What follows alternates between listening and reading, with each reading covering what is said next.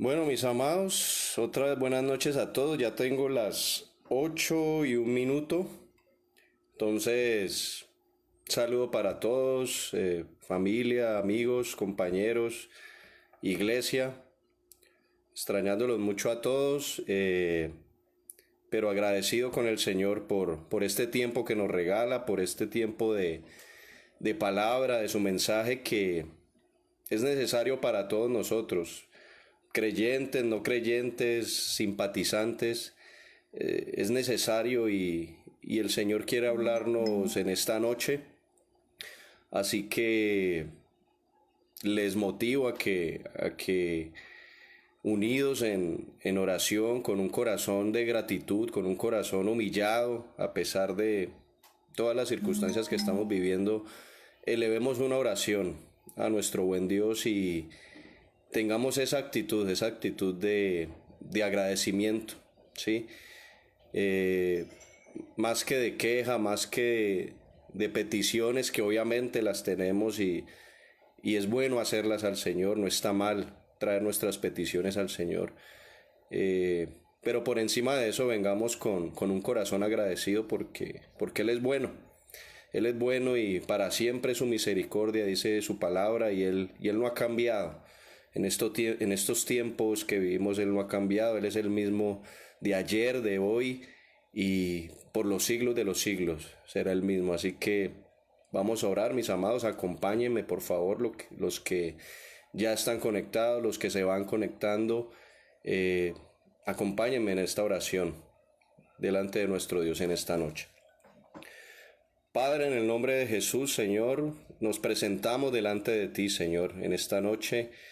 Cada persona que se ha conectado, Señor, para este tiempo, que ha separado, Señor, este tiempo especial para ti, Señor, para escuchar tu palabra, para buscar tu rostro, para buscar tu consejo, Señor, aún para recibir tu exhortación, aún para recibir tu disciplina, Señor, porque tú al que amas disciplina, Señor, dice tu palabra. Así que allí también hay bendición, Señor, en cada cosa que tú nos hables, en cada cosa que tú nos muestres a la luz de tu palabra, Señor.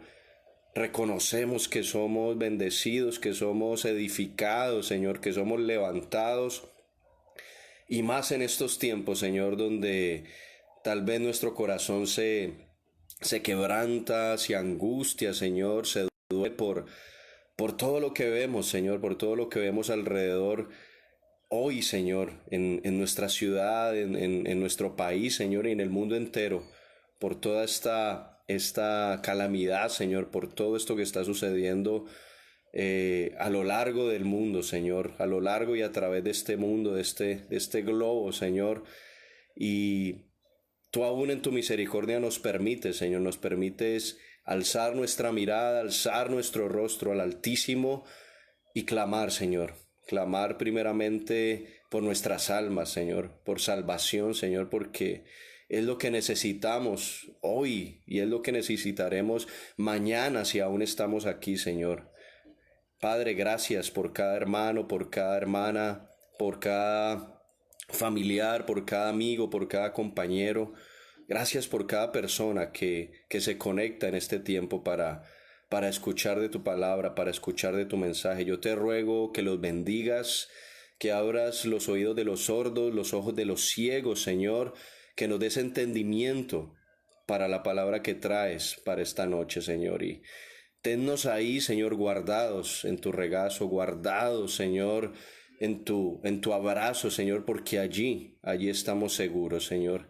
Y tu verdad es la que ilumina, Señor, ilumina esta habitación, este lugar donde yo estoy y el lugar de cada uno de mis hermanos. Es la verdad de tu palabra, la que ilumina todo, la que llena todo, Señor. Tu palabra es nuestra plenitud, es nuestro maná, es nuestro alimento del cielo, Señor.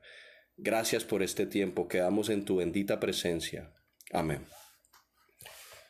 Bueno, mis amados, bienvenidos a los que se han ido conectando. La palabra para esta noche, el mensaje que el Señor trae para cada uno de nosotros es un salmo que sé que conocemos todos perfectamente. creyentes, no creyentes, simpatizantes, cada una de las personas que está mirando esta transmisión y que va a ver esta palabra. Sé que conocemos este salmo, y es el Salmo 91, que como título tiene Morando bajo la sombra del Omnipotente. ¿Sí? Tal vez muchos dirán, ah, sí, claro, hermosa palabra, ya la he escuchado, ¿no? Y en estos tiempos, Dios mío, cae como anillo al dedo para hacer un refresco para nuestras vidas. Y es cierto, toda la palabra de Dios, toda la palabra es inspirada por nuestro Dios, es el Espíritu Santo, y toda la palabra es refresco y medicina. Pero quiero que vayamos mirando qué es lo que quiere hablar el Señor a través de este salmo, ¿sí? Y tengamos en claro el título que dice Morando bajo la sombra del Omnipotente. Así que quiero tomar el versículo 1 como introducción a este mensaje, ¿sí? Dice, el que habita al abrigo del Altísimo morará bajo la sombra del Omnipotente, ¿sí? ¿Qué es habitar al abrigo del Altísimo? Debemos preguntarnos. Yo les digo, mis amados, muchos piensan que este salmo y muchos otros salmos que están evidentemente en la palabra hablan de ese Dios protector, ¿sí? Pero muchos piensan que cuando la palabra habla de ese Dios protector, obliga a ese creador, a ese Dios omnipotente, todopoderoso, lo obliga a que el propósito de la palabra en sí debe ser que todos los creyentes, ¿sí? Que todos los que crean en Él deben morir como ancianos en sus camas calientes, rodeados de su familia, de su pareja, ¿sí? Pero jamás deben morir por alguna enfermedad o por algún accidente o por alguna calamidad o por algún desastre natural. Al ver estos salmos, muchos interpretan simplemente esa parte del Dios protector. Y evidentemente estamos hablando de un Dios que protege, que guarda. Pero vamos a ver qué hay más allá, qué hay más allá en estos versículos, en estas palabras. Mis amados, la vida que Dios estableció para la mayor creación, que es el hombre, es decir, entiéndase hombre, mujer y hombre, o sea, usted y yo que estamos viendo este mensaje, la vida que Dios estableció inicialmente fue un paraíso eterno. Conocemos o hemos escuchado la historia en el Génesis, la historia de la creación. La vida que Él había establecido era un paraíso eterno, era una inmortalidad del hombre a su lado, al lado de su Creador, en perfecta comunión con su Creador. Era la plenitud de la presencia, ¿sí? Sabemos lo que habla la palabra en Génesis cuando Adán hablaba cara a cara con su Creador, y cuando la mujer fue sacada de la costilla de Adán, ellos tenían una comunión perfecta con el Señor. Debemos tener estos conceptos claros para entender lo que el salmista está hablando aquí. Traigo a colación también, mis amados, Romanos capítulo 5, para los que estén tomando nota, ¿sí? O me siguen con sus Biblias allá en sus hogares. Romanos 5, vamos a leer el verso 12 y el verso 18. Dice, por tanto, como el pecado entró en el mundo por un hombre, es decir, Adán, y por el pecado la muerte, ¿sí? O sea, el pecado entró por un hombre, que es Adán, y por ese pecado, dice la palabra, que entró la muerte. Así la muerte pasó a todos los hombres, por cuanto todos pecaron. Eso te incluye a ti y me incluye a mí. Mis amados, el pecado se manifiesta en la carne, ¿sí? El pecado se manifiesta en la carne, perdón. Por eso el hombre en su carne debe morir, ¿sí? Todos vamos a morir algún día, ¿sí? El hombre en su carne debe morir por cuanto el pecado se manifestó y se manifiesta en la carne. Aquí se refiere a que el hombre se convirtió en un ser mortal, ¿sí? Cuando desobedecieron al Señor, ¿sí? Al comer el prohibido, conocemos la historia. Ellos desobedecieron al Señor y fueron destituidos del paraíso, del Edén, fueron destituidos de la presencia, de la comunión plena con el Señor, ¿sí? Entonces el hombre, cuando hablo de hombre, repito, estoy hablando de mujer y hombre, se convirtió en un ser mortal, ¿sí? Pero más importante, perdió toda comunión con el Creador, perdió toda comunión con su Hacedor, ¿sí? Toda la comunión se perdió. Debemos entender esto para entender los versículos de este salmo, mis amados. El verso 18, ahí en Romanos capítulo 5, dice: así que como por la transgresión, entiéndase transgresión como pecado, dice, como por la transgresión de uno vino la condenación, entiéndase por condenación muerte eterna. Entonces, en otras palabras es, así que como por el pecado de uno, Adán, vino la muerte eterna a todos los hombres, están hablando de usted y de mí, de la misma manera por la justicia de uno, que está hablando de nuestro Señor Jesucristo, por la justicia de uno vino a todos los hombres la justificación de vida. ¿Cuál vida, mis amados? Evidentemente, cuando menciona la palabra ahí, vino la justificación de vida por aquel que trajo la justicia a través de ese sacrificio perfecto. Esa justificación de vida es la vida eterna. Ahí no está hablando de una vida terrenal, de una vida física, la que estamos viviendo usted y yo en este momento, si aún estamos respirando. La preocupación de Dios, mis amados, no era cómo hacernos vivir para siempre aquí en un plano terrenal. Esa no era la preocupación de Dios. Por decirlo de alguna manera, si es que Dios se preocupa, es por decirlo de alguna forma. Dios ya tiene todo medido, todo calculado, su plan es perfecto. Desde antes que cayera el hombre ya tenía un plan de salvación para el hombre. Pero lo digo de esta forma, ¿sí? Digámoslo, el propósito de Dios no era cómo hacernos a nosotros, su mayor creación, hacernos vivir para siempre en este plano terrenal. El Señor no dijo en aquel momento que cayó Adán y Eva: ¿cómo voy a hacer porque ellos ahora son destituidos de mi gloria? ¿Cómo voy a hacer para que ellos no mueran físicamente? No, su preocupación, por decirlo así, o su propósito era cómo van a vivir eternamente, que es lo realmente importante. Entonces nos vamos metiendo en el mensaje de esta noche, mis amados. El propósito o lo que pensaba Dios, lo que pensó desde antes de la fundación del mundo, al saberlo todo, es cuál va a ser el plan para que el hombre pueda ser redimido, pueda ser perdonado y viva eternamente. Es decir, no se condene, no vaya a una muerte eterna. ¿Qué dice Hebreos 9:27, mis amados? Y de la manera que está establecido para los hombres que mueran una sola vez y después el juicio. Eso está determinado, eso está definido. Que el hombre muera una sola vez y después vendrá el juicio por cómo vivimos en esta vida, por cómo llevamos esta vida terrenal, si creímos o no en el único que puede traer salvación, nuestro Señor Jesucristo. Entonces debemos entender todos estos conceptos, estos versículos, mis amados. ¿Qué es habitar? Dice ahí: al que habita al abrigo del Altísimo. Habitar es permanecer en un lugar. Esa palabra es muy importante, permanecer. Al que habita al abrigo del Altísimo, es al que permanece al abrigo del Altísimo. Eso implica una comunión permanente. Pero como hemos hablado en otros mensajes y sé que se ha tocado, este salmo preferiblemente se convierte en un amuleto, ¿sí? En una cábala, ¿sí?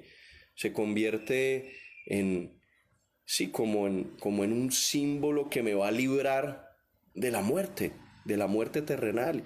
Y entonces por eso muchos tienen la Biblia empolvada en un atrio abierta en el Salmo 91. Entonces ya mi casa está protegida, mi vida está protegida, mi familia está protegida y no me va a pasar nada. Mi vida física está protegida porque yo tengo la Biblia abierta en ese salmo, pero ni siquiera lo he leído entendiendo, ni siquiera he leído otras cosas de la Biblia, porque la Biblia hay que leerla toda, no solamente una parte, o no solamente el Antiguo Testamento.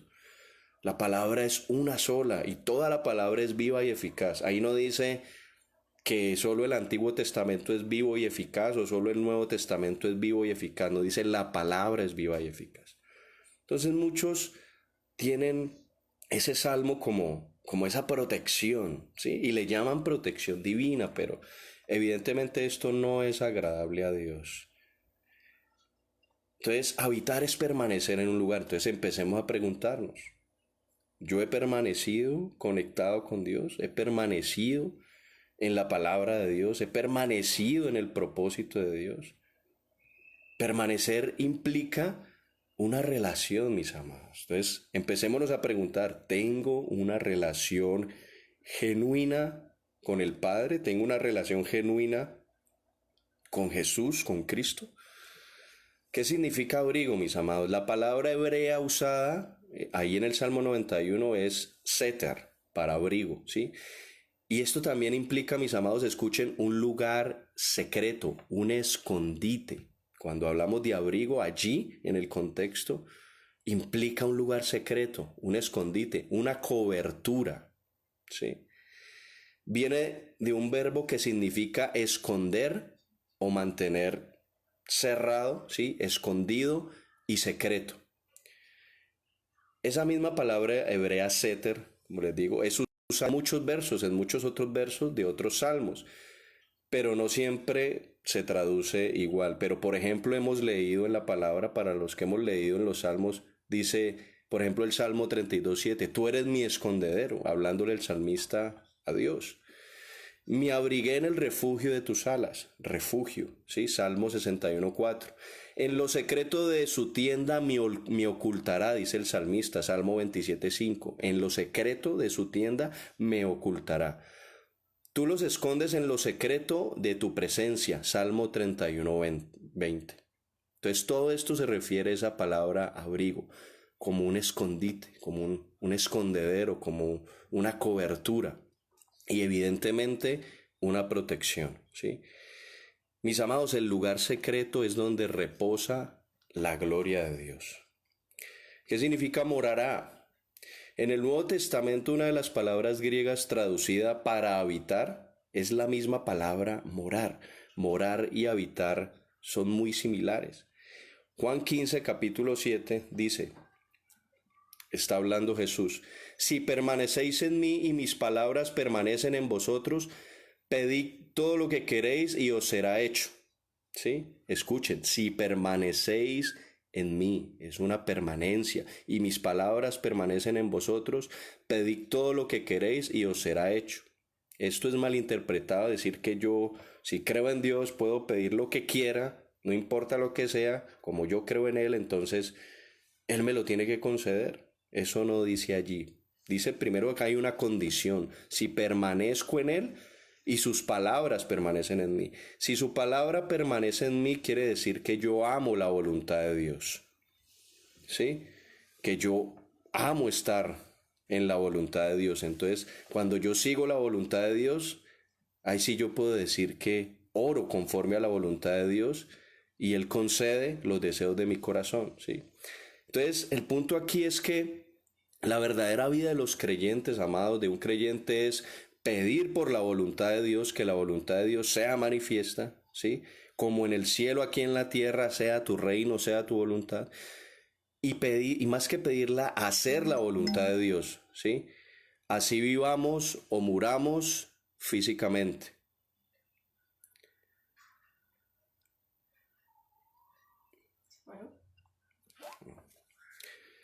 ¿Qué significa la palabra sombra, mis amados? Una hermosa metáfora utilizada por el salmista aquí, ¿sí? Es que vemos...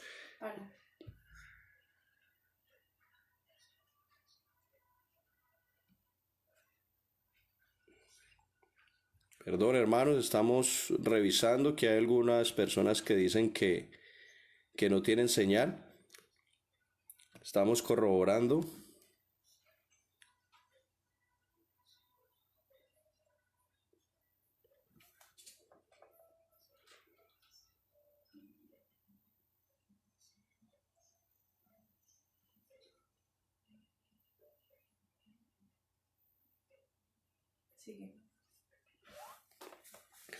Entonces, mis amados, les estaba hablando de esa palabra sombra, bajo la sombra del Omnipotente.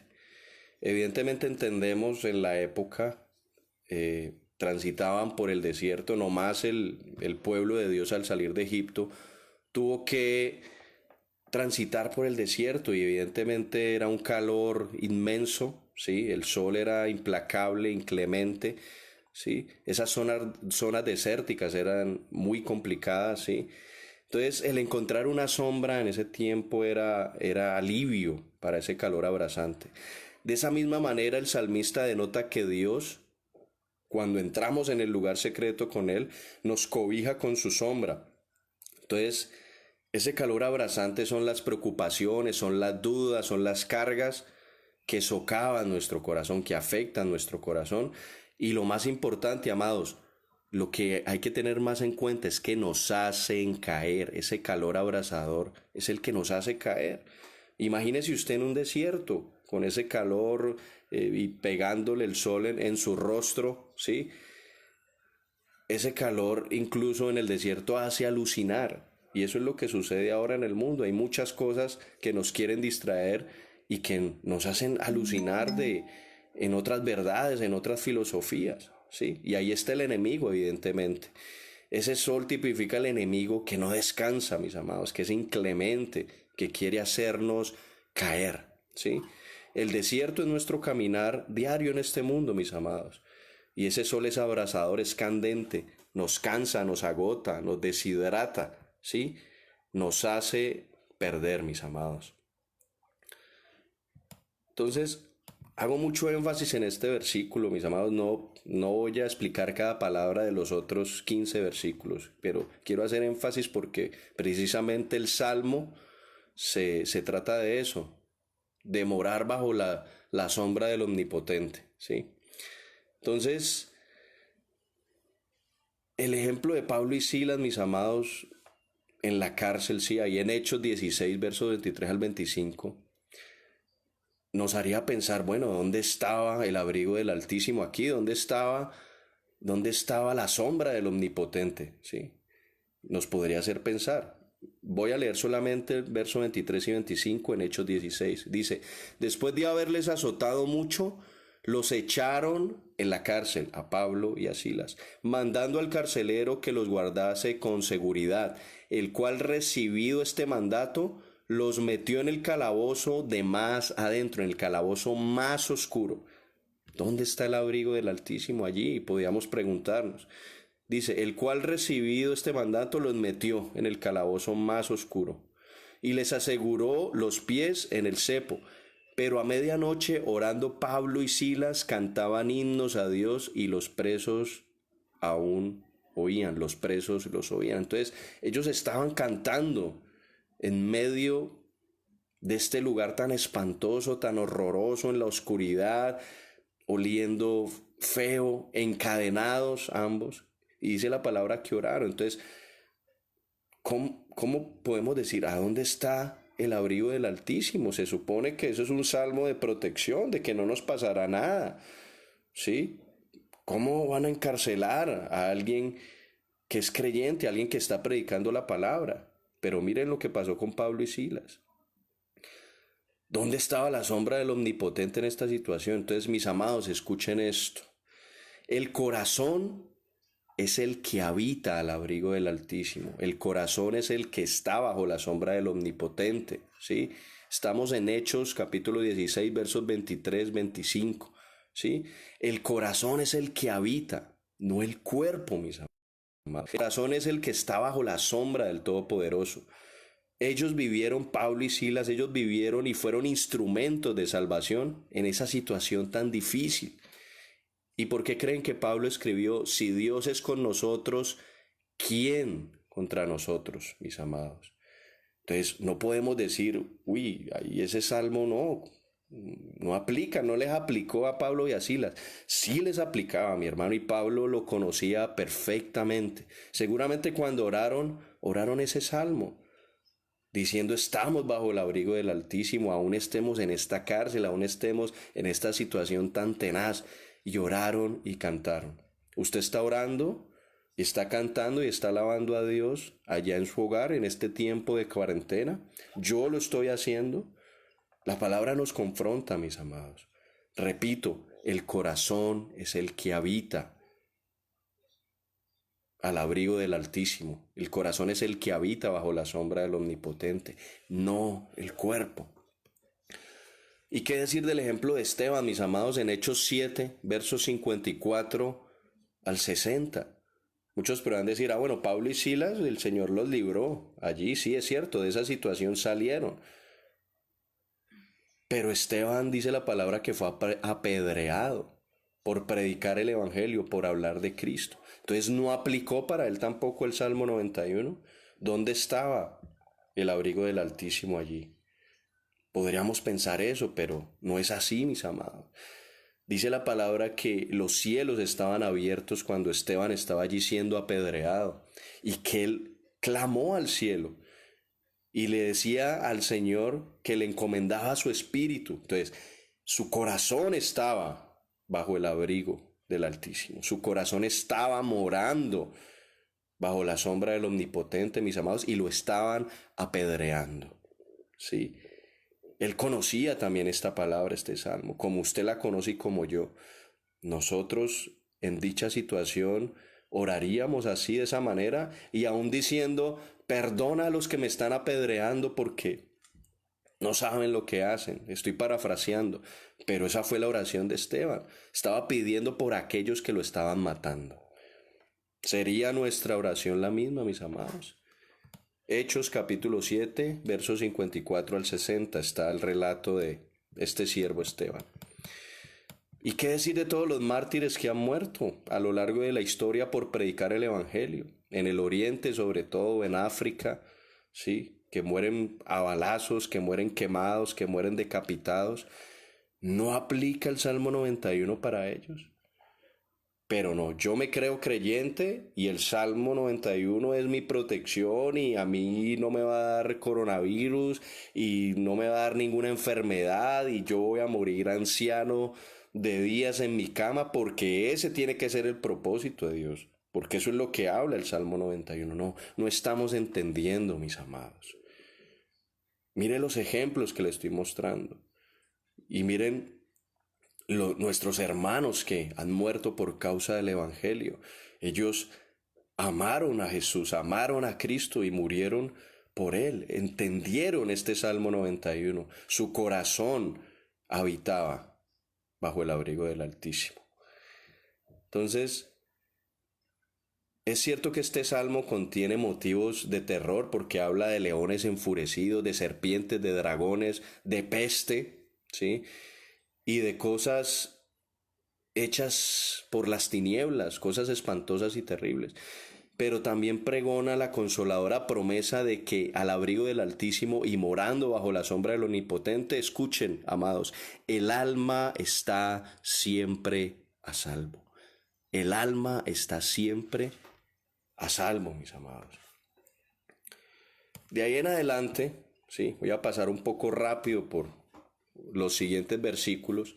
El verso 2 habla de la esperanza mía, del castillo mío, ¿sí? Evidentemente, si imaginamos un castillo es un lugar de protección que nos guarda del enemigo. Aquí lo que tenemos que entender es que Dios nos está guardando del enemigo y hay un enemigo que nos odia y que nos quiere destruir y es Satanás, mis amados, ¿sí? La proclamación del Señor como esperanza, estamos ahí en el verso del Salmo 91, esa proclamación como esperanza, como castillo, como mi Dios, mi protección, simboliza esa metáfora en términos militares, si lo podemos decir, cuando los soldados o los guerreros se escudaban tras ese castillo fuerte, esas murallas que no podían ser penetradas por sus enemigos. Él es nuestro lugar defensivo, nuestra protección personal de todo enemigo invasor. El versículo 3 habla del lazo del cazador, de la peste destructora. Y quiero traer a este versículo 3 que habla de la peste destructora, traer el verso 6 que habla también de una pestilencia nocturna, ¿sí? y traer el versículo 10, que ha sido muy mal interpretado, mis amados, sobre todo en estos tiempos de angustia, de crisis. En otras palabras, cuando dice, Él te librará del lazo del cazador de la peste destructora, son dos cosas que están unidas. El lazo del cazador, ¿quién es el cazador? Nuestro enemigo, nuestro adversario, Satanás. Y la peste destructora, mis amados, hace alusión a la práctica del pecado que finalmente nos va a carcomer el alma y nos va a llevar a la condenación, como veíamos al inicio del mensaje. En otras palabras, dice aquí, Dios te librará de la tentación del cazador que te lleva a caer en la práctica del pecado. ¿Sí? El lazo del cazador es la trampa de aquellos que pueden maquinar contra ti y contra mí, con malas intenciones, con envidias, con tentaciones que el enemigo pone en nuestro camino y que Dios permite, ¿sí?, para probar nuestra fe, ¿sí? Justo como el cazador que coloca a su presa, ¿sí?, viendo la ilustración, justo como ese cazador que coloca a su presa obstáculos para hacerla caer prisionera o para matarla, ¿sí? Si hablamos de un cazador y un animal, así funciona también en el ámbito espiritual, mis amados. Pero junto a Dios, esos lazos que son venenos mortales que llevan a la destrucción no nos pueden alcanzar, porque Él nos guía un paso delante de ellos. Escuchen, mis amados, la peste destructora es la práctica del pecado que te carcome el alma, ¿sí? Primera de Pedro 5:8 dice, sed sobrios y velad, porque vuestro adversario el diablo, como león rugiente, anda alrededor buscando a quién devorar. Ese cazador anda allí buscando al débil, ¿sí? Buscando quién está débil para hacerle caer, ¿sí? Y le decía que quería conectarlo con el verso 6 y el verso 10 de este salmo que habla de la pestilencia que anda en la oscuridad. Pestilencia es un olor nauseabundo, un olor de muerte, y eso es el pecado, mis amados. Cuando caminamos en pecado, en el ámbito espiritual olemos a muerte, porque somos muertos en vida, porque no estamos en comunión con el Señor, ¿sí? Y el verso 10, mis amados, como les decía, que ha sido muy mal interpretado, dice, no te sobrevendrá mal, ni plaga tocará tu morada. Entonces, como yo creo en Dios, yo no me puedo contagiar de ninguna enfermedad, porque ahí lo está diciendo en el verso 10. Pero mis amados, como les decía al principio, el propósito del Señor no era cómo hacernos vivir aquí, en esta tierra, en este plano terrenal eternamente. El propósito era cómo Él iba a darnos una oportunidad de vida, pero de vida eterna, ¿sí? Cuando dice, ni plaga tocará tu morada, realmente esta morada que tenemos aquí terrenal es lo más importante, mis amados. Cuando hemos visto a lo largo de estas transmisiones que nos han predicado también, de no hacer tesoros en esta tierra, de no, de no colocar en nuestro corazón como prioridad nada de esta tierra, nada de lo que hay en este mundo, de lo que nos ofrece el mundo, que dice la palabra que es corrompido, que perecerá. Entonces, ¿será que realmente esta morada física, este hogar donde estoy yo en este momento, su casa, realmente es el propósito principal del plan de salvación de Dios? Cuando incluso dice que todo esto pasará, que todo esto físico será destruido.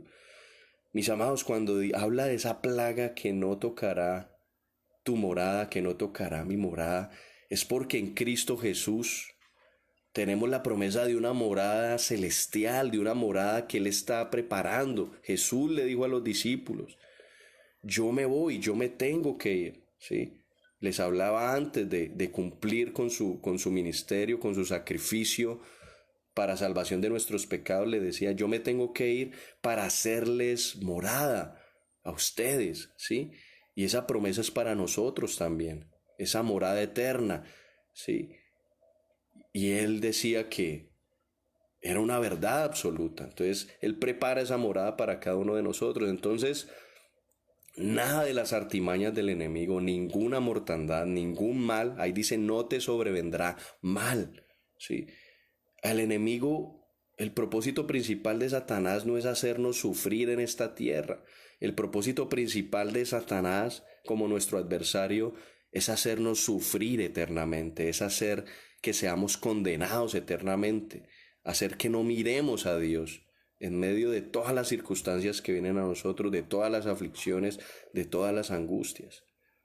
Entonces, no malinterpretemos ese versículo, mis amados. Y ojo, no estoy diciendo que el Señor no nos guarde ni no nos proteja en este mundo, ¿sí? Él nos ha guardado de muchas cosas hablando físicamente, pero eso no es lo principal y es lo que el Señor nos ilumina en esta noche. El verso 4 habla de que con sus plumas nos cubrirá, ¿sí? Y que debajo de sus alas estaremos seguros. Escudo y adarga es su verdad, ¿sí? Adarga es un tipo de escudo como de cuero de la época, ¿sí? Con sus plumas te cubrirá y debajo de sus alas estarás seguro. El Señor es nuestro castillo, como veamos ahorita, nuestra roca y al final es nuestro escudo protector. La declaración de esta última parte es clara. Mi fe es fuerte porque sé que mi Dios es fiel y su fidelidad es mi escudo y, ojo, mi verdad. Su escudo es mi verdad. ¿Y la verdad qué es? Su palabra, ¿sí? Sus promesas son escudo junto con la fe. Para yo vivir las promesas que el Señor me entrega en su palabra, yo tengo que tener fe. Por eso recuerden que también habla de la armadura de Dios y en aquella armadura está el escudo de la fe. Pero entonces aquí se refiere más que todo a ese escudo como verdad. ¿Y la verdad quién es? La verdad es una persona, la verdad es Cristo. Él dijo, yo soy el camino y la verdad y la vida, que nadie iría al Padre. Es decir, nadie se va a salvar si no es a través de mí. Entonces, sin la verdad de Cristo palpitando en tu corazón o palpitando en mi corazón, no llegaremos al Padre, sencillo. La meta principal de Satanás, repito, mis amados, no es que suframos en este mundo. Su meta principal es que suframos en la eternidad. Una eternidad evidentemente separados de Dios, separados de la presencia de Dios. No hay mayor dolor, no me imagino mayor castigo y peor situación que esa. El verso 5 habla del terror nocturno, mis amados. Aquí se trae la ilustración, sí, de viéndolo en esta cuestión de guerra, de guerreros. Si imaginamos la noche antes de una batalla, sí, este preludio trae mucho miedo, puede traer mucho temor en la vida de un guerrero, sí, o de un soldado. ¿El temor a qué? A perder la vida. ¿Cuántos hoy no tienen ese temor de perder la vida? De que no sabemos si nos vamos a contagiar o qué va a pasar mañana aquí en nuestra ciudad, en nuestro país y en el mundo. Esa experiencia aterradora de los guerreros de la época es aquella que nos embarga cuando pensamos que solo nos tenemos a nosotros mismos. Grave error. Que solo nos tenemos a nosotros mismos para superar las pruebas de la vida. Evidentemente, allí, si ese es tu pensamiento, que solo te tienes a ti mismo, que tú eres autosuficiente, evidentemente el temor vendrá. El temor y el terror, como dice la palabra, vendrá. Entonces es allí donde interviene el salmista y en este versículo nos habla a su iglesia, el Señor a través del salmista, no tengas miedo de morir en batalla. El Señor nos dice hoy, no tengan miedo de morir en batalla. Tengamos miedo de no pelear la buena batalla de la fe, mis amados. De eso sí tenemos que tener miedo, de no pelear la buena batalla de la fe que nos mandó a cada uno. ¿Cuál es esa batalla de fe? Sale de la gran comisión, proviene de la gran comisión que tenemos todas las personas de este mundo. Creas o no en esta noche, la gran comisión también es para ti y es para mí. Predicar el evangelio a toda criatura, pero para predicarlo tengo que creerlo. Tengo que rogarle al Señor que pueda dar ese paso de fe, de entregarle mi vida a Cristo y así yo puedo pelear la buena batalla de la fe. Tengamos miedo de eso, de no pelear la buena batalla, pero no tengamos miedo de morir peleando la buena batalla de los amados. ¿Cómo peleamos? ¿Sí?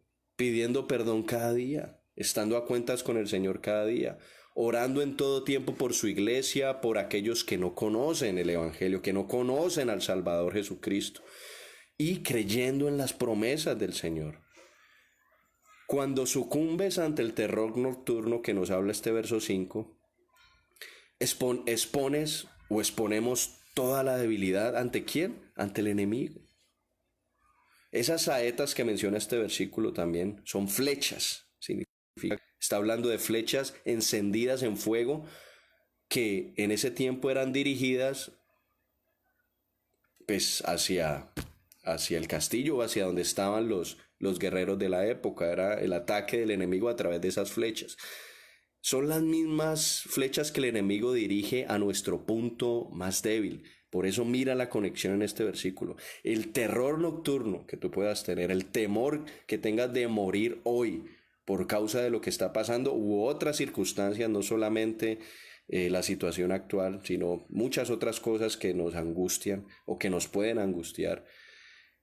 Cuando vivimos ese terror, exponemos toda nuestra debilidad a Satanás, a nuestro adversario, y allí él aprovecha y lanza esas saetas, esas flechas, ¿sí? El enemigo dirige esas flechas a nuestro punto más débil, espiritual, nuestro punto más débil en lo mental, en lo material, ¿sí? Entonces creamos por fe, mis amados. Nos indica este versículo que creamos por fe, que el Señor nos libra de ese terror nocturno y de esas saetas. Ven que todo va encaminado en cada versículo, mis amados, a que el enemigo nos quiere hacer caer, y no hacernos caer porque vayamos a morir aquí físicamente o nos vayamos a enfermar o no vaya a venir una calamidad sobre nosotros, sino que nos hace caer para perdición eterna. Ese es el problema. Eso es lo que nos debe preocupar hoy y todos los días, independiente si haya crisis o no. Entonces, ya vamos terminando, mis amados.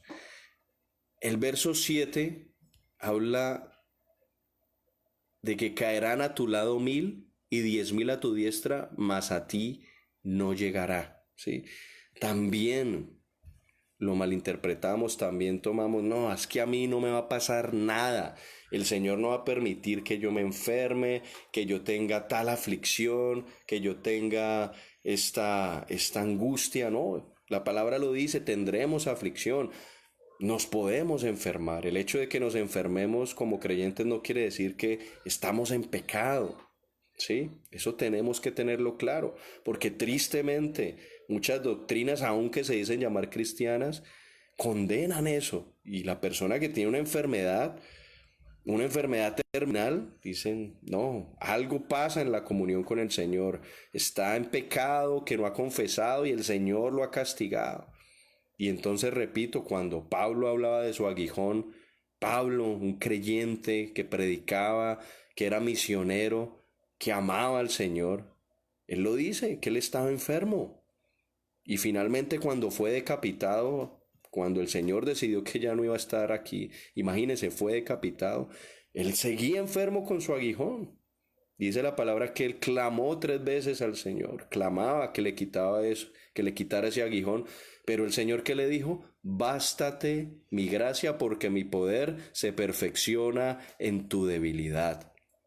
Entonces, también tomamos este versículo 7 para decirnos que nada me puede tocar. Pero realmente, ¿qué significa esto, mis amados? Lo voy a leer de otra manera.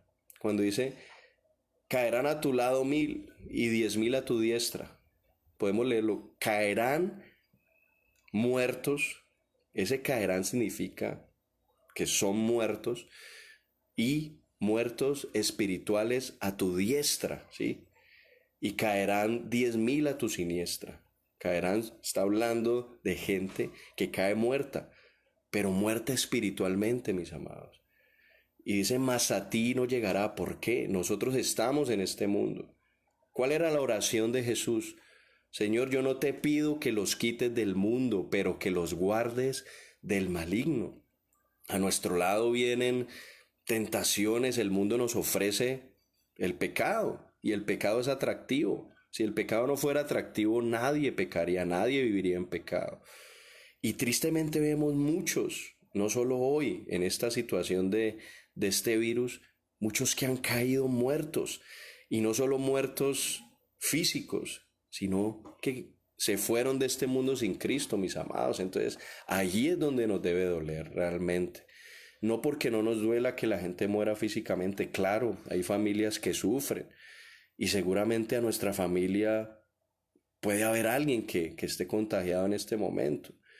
Y es mi caso, porque una tía mía me comentaba en estos días que había, había un conocido de ella, alguien muy cercano, que estaba padeciendo este virus. Entonces nos dolemos y oramos, mis amados. Como yo les dije, no es que no podamos orar que el Señor nos guarde de la enfermedad, claro que sí, y el Señor nos puede guardar de esta enfermedad como nos ha guardado de accidentes, como nos ha guardado de desastres naturales, de calamidades.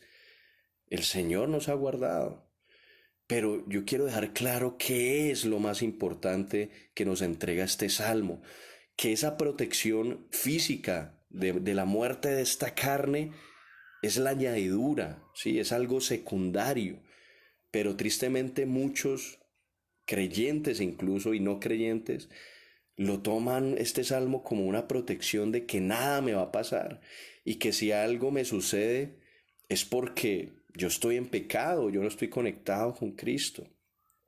Entonces eso es lo que quiero que quede claro, mis amados. Entonces, para este verso de que caerán a tu lado 1000 y 10.000 a tu diestra, mas a ti no llegará. En Éxodo 32, versos 25 al 28, habla la palabra del becerro de oro cuando el pueblo de Israel se levantó en idolatría, ¿sí? Y Aarón, ¿sí? Que era, digamos, la mano derecha de Moisés que estaba orando por allá en el monte, se quedó con el pueblo y el pueblo lo llevó a que hicieran un becerro de oro y Aarón no tuvo el carácter para decirles que eso estaba mal, ¿sí? Entonces levantaron ese becerro de oro, ¿sí? Y si nosotros leemos ahí el verso 25 al 28, se los voy a parafrasear.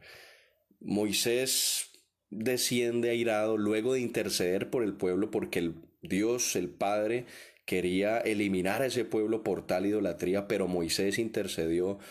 Les parafraseo, ¿cómo vas a traer el pueblo aquí para luego matarlo y que los egipcios digan, los sacó de acá de Egipto para llevarlos a morir al desierto? Y el Señor, el Padre, digamos que escuchó el clamor de Moisés y dijo, entonces baja allá donde ese pueblo de dura cerviz. Y Moisés baja con las tablas de los 10 mandamientos y dice que al llegar ahí vio a todo el pueblo en idolatría, adorando ese becerro de oro. Y tuvo tanta ira Moisés que tiró las tablas y las quebró. Finalmente, le resumo, ¿sí? Le repito, versos 25 al 28 pueden leerlo. Moisés llama a quienes están del lado de Jehová, ¿sí? Eso tipifica a los que querían arrepentirse en ese momento por haber levantado ese becerro de oro. Y dice que los levitas fueron al lado de Moisés, es decir, que se arrepintieron. Y el mismo Moisés luego les dijo a ellos que tomaran sus espadas y fueran a las puertas de las tiendas que ellos tenían ahí en ese campamento y les dijo que mataran, ¿sí? A los que no se habían arrepentido, a sus mismos parientes, lo pueden leer ahí en la palabra, ¿sí? Entonces, es la severidad de Dios primero contra el pecado, mis amados, pero dice ahí, creo que en el verso 28, que ese día cayeron 3.000 personas por causa del pecado. Entonces, este verso no nos está hablando principalmente de que nada nos tocará, que ninguna enfermedad nos tocará, que ninguna calamidad nos tocará, no, sino que el mundo quiere hacernos caer, el mundo dirigido por el príncipe de este mundo, que es Satanás. Como pasó con el pueblo de Israel que sucumbió ante la tentación de levantar ídolos, muchos sucumben hoy a levantar ídolos por encima del Señor. Pero viene una respuesta, ¿sí? Viene un juicio y en este caso fue el mismo Moisés, ¿sí? Como instrumento del Señor. Y evidentemente hoy tenemos la misericordia a través de la gracia de Cristo, ¿sí? Que murió por nosotros en esa cruz y tenemos un Dios benevolente que no nos ha consumido por pura misericordia, mis amados. Pero el punto aquí es que ¿Cuántos cayeron al lado de Moisés y al lado de Josué, que estaba allí con él evidentemente, y al lado de los que se arrepintieron? Dice que cayeron 3.000 personas.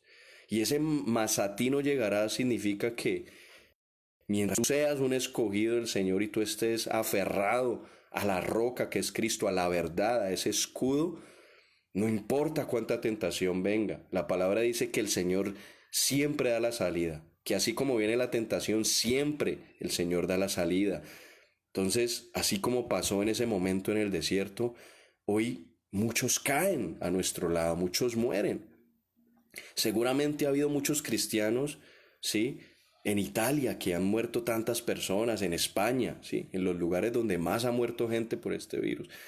Y muchos cristianos han podido estar ahí convalecientes en una cama, en un hospital, y seguramente el Señor sanará a algunos, pero tal vez otros no. Pero al lado de ellos, ¿cuántos han muerto sin el Señor? ¿Cuántos se han ido de este mundo sin la salvación a una condenación eterna? Eso es realmente triste, mis amados.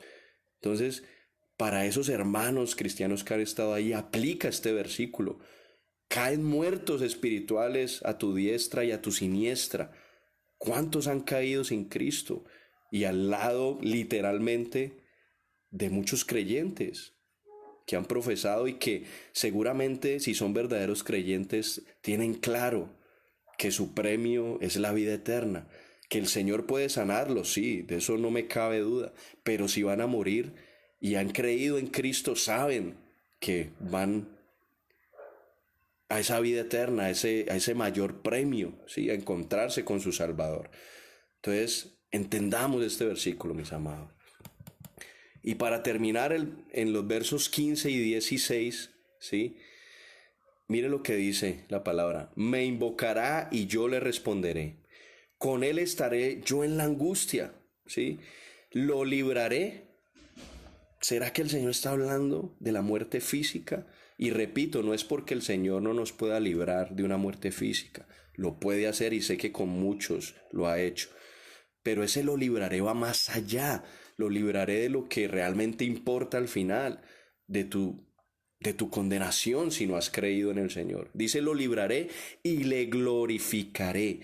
La glorificación de un cristiano, de alguien que ha creído en Jesucristo, esa glorificación viene cuando el Señor regrese. Entonces, ¿de qué está hablando el Salmo aquí, mis amados? De lo realmente importante, nuestra glorificación junto con Cristo, ¿sí? Cuando ya no estemos en este cuerpo de muerte. Les repito, la carne tiene que morir porque en la carne se manifiesta el pecado, por eso tenemos que morir en algún momento de esta vida terrenal. Dice, lo libraré y le glorificaré, esa es nuestra esperanza. Y dice, lo saciaré de larga vida y le mostraré mi salvación. Eso es lo realmente importante, mis amados. Entonces, quiero terminar con Romanos capítulo 8, versos 35 al 39. Romanos 8, 35, 39. ¿Quién nos separará del amor de Cristo?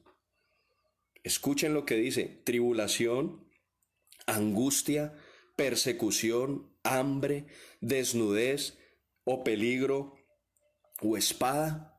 ¿Por qué menciona la palabra, perdón, en este capítulo 8 de Romanos?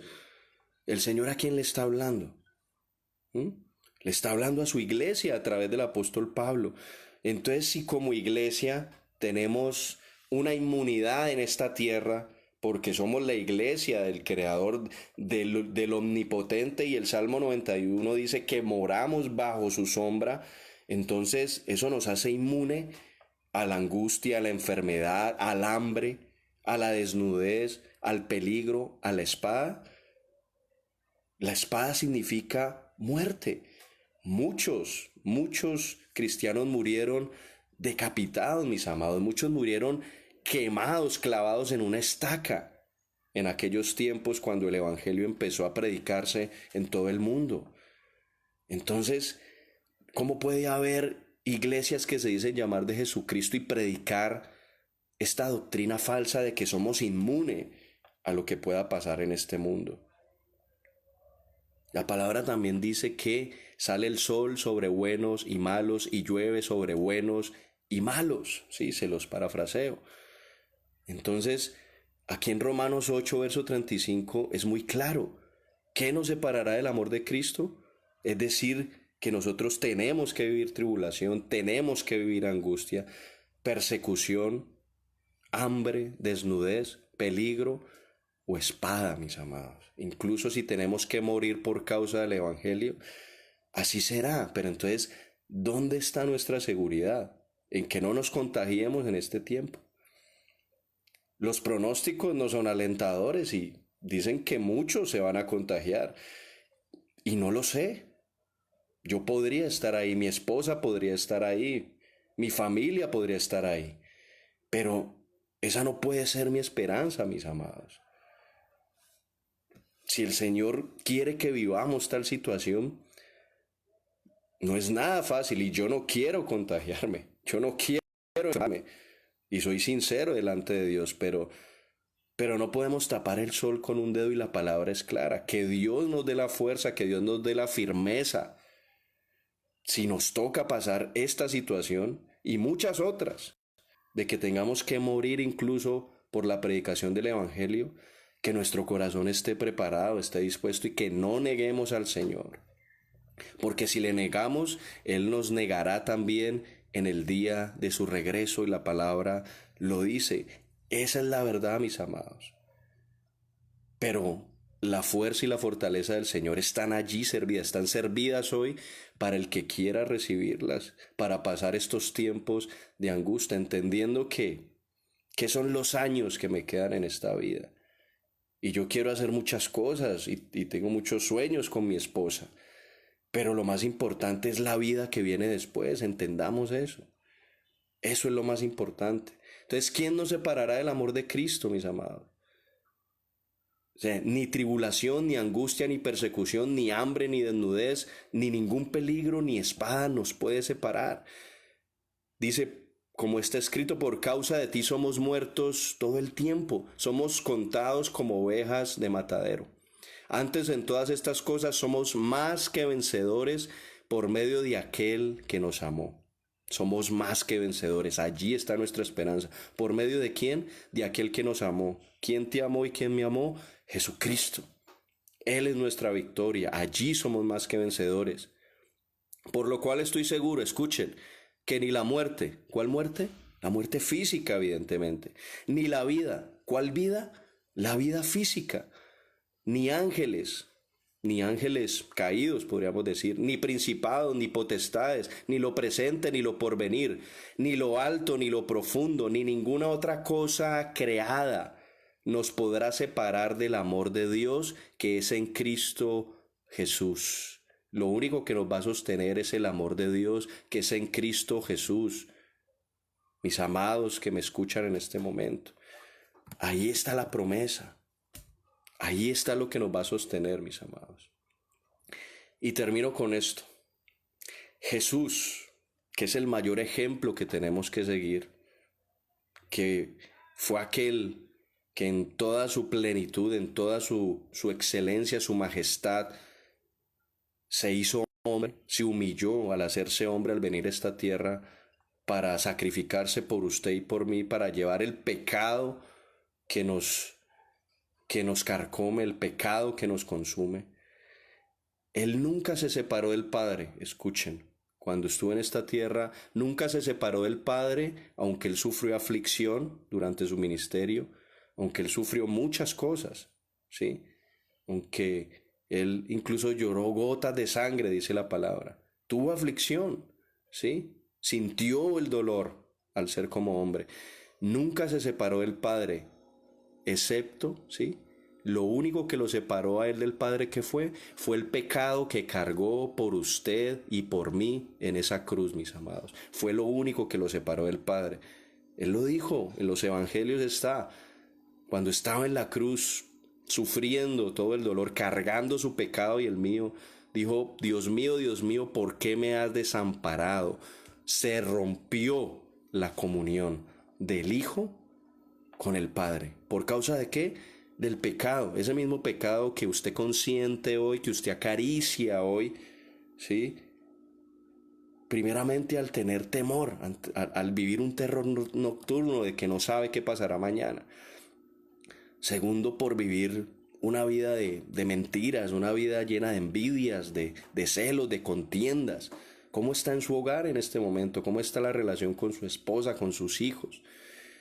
Ese pecado que te toca, ¿sí? Que te carcome y que si no estamos firmes en la roca puede tocarnos a todos. Ese pecado fue el que separó a Jesús del Padre. Y si ellos fueron separados, ¿cómo no nos va a separar a nosotros del Padre? ¿Sí? Es el pecado, mis amados. De resto, como leamos en Romanos 8, nada puede separarnos del amor de Dios mientras estemos en comunión con Él, mientras le aceptemos. Nada de lo que suceda en esta tierra, en este mundo, nos va a separar.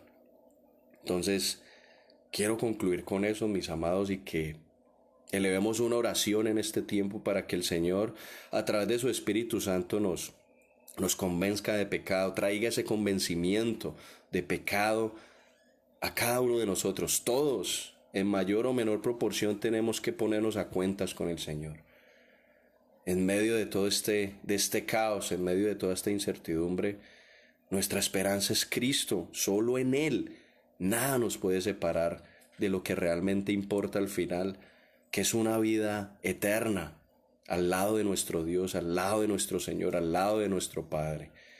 Entonces, mis amados, oremos por esta palabra que no pase desapercibida, que si tú has escuchado con el corazón en este tiempo, que el Señor haga la obra en ti, mi hermano, mi hermana, y que empieces ese caminar con Cristo.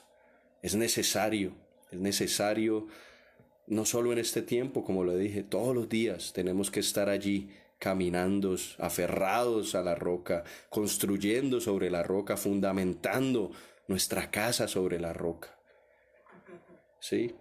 Teniendo la esperanza de que esa morada celestial nos espera. Entonces, no sigamos utilizando esos versos de esa manera como doctrinas falsas de que somos inmunes a lo que pueda pasar en esta tierra, ¿sí?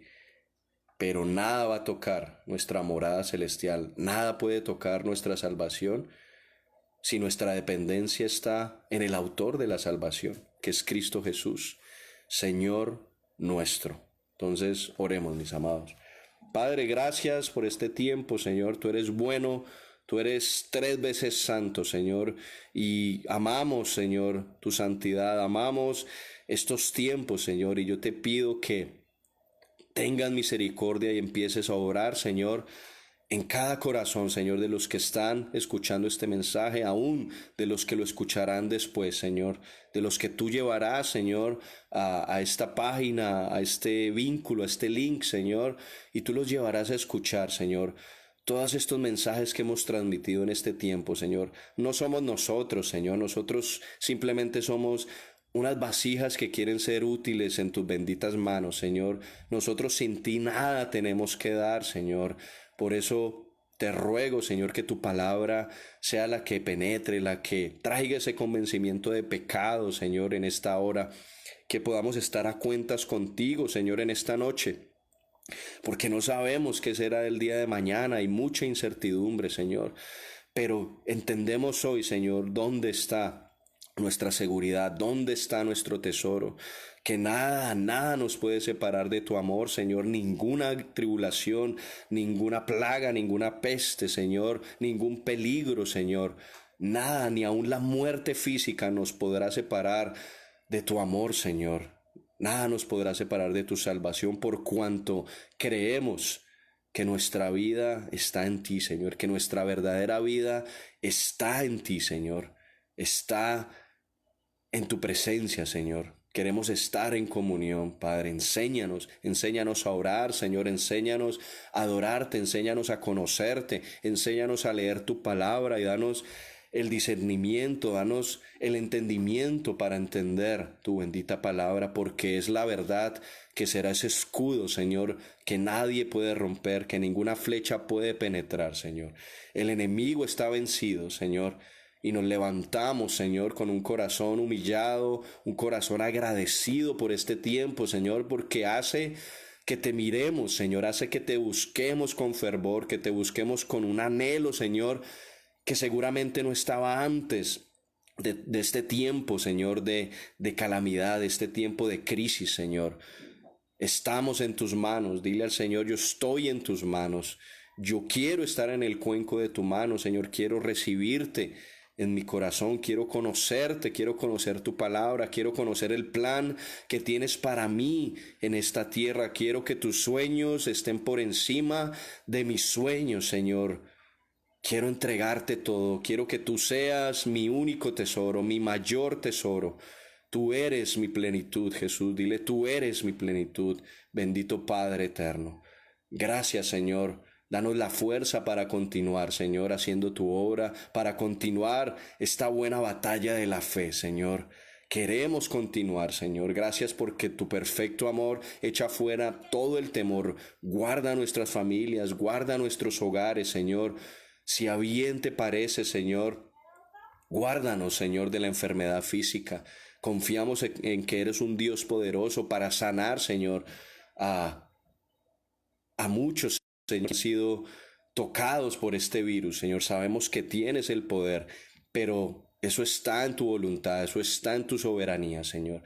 Pero nosotros entregamos esas peticiones delante de ti por aquellos familiares que están sufriendo y aún por las personas que no conocemos que sufren en este tiempo, Señor, y en otros países donde vemos que la situación es mucho más dura, Señor, es mucho más cruda, es mucho más cruel, Señor. Ten misericordia, Señor, de esta tierra.